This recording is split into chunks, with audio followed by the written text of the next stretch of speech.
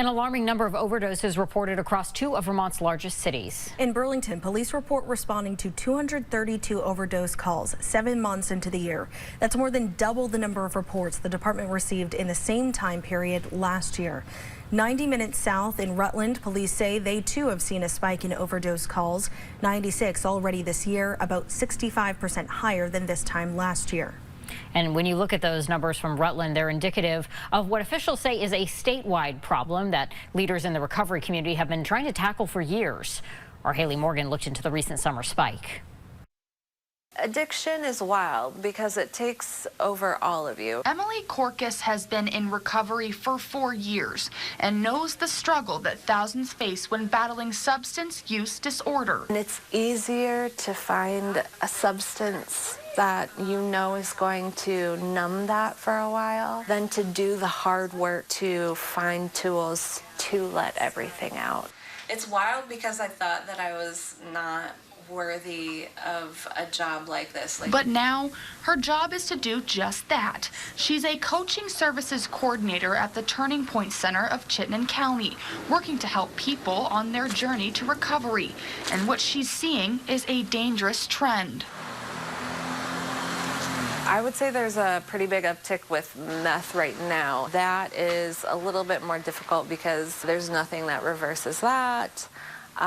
You don't overdose from it, but it can cause a lot of cardiac issues. Data from Vermont Health Department shows there has been a spike in overdoses and drug use at a faster rate than previous years, especially in cities like Burlington and Rutland. We're all working together to try to solve this problem. Rutland City Mayor Mike Dungus says because the drugs are being taken into the city, city officials, the police department, and FBI are constantly watching the activity. At least once or, maybe sometimes twice a month, we'll take down a couple of drug dealers. It is a small community. This shows up more here than anywhere else. And local leaders aren't the only ones seeing an uptick.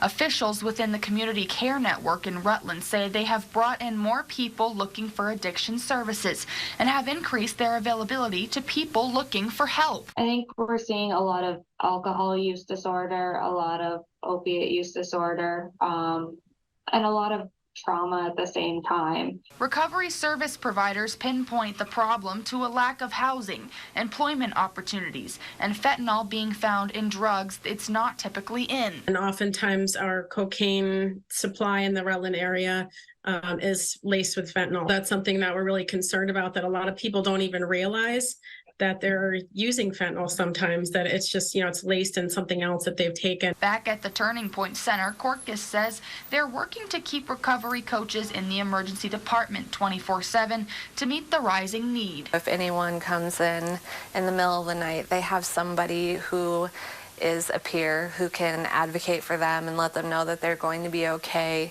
and that they will be given resources. She hopes the work she does every day can help reverse the troubling trend, but knows this fight won't be easy. I wish I could say that, drug use and alcoholism, that'll go away. But as everything gets more complex and, times get harder, we're gonna see more. If you are a person that is interested in learning about how to deal with an overdose situation, you can go to our website at wcax.com to learn more. Reporting in Burlington, Haley Morgan, Channel 3 News.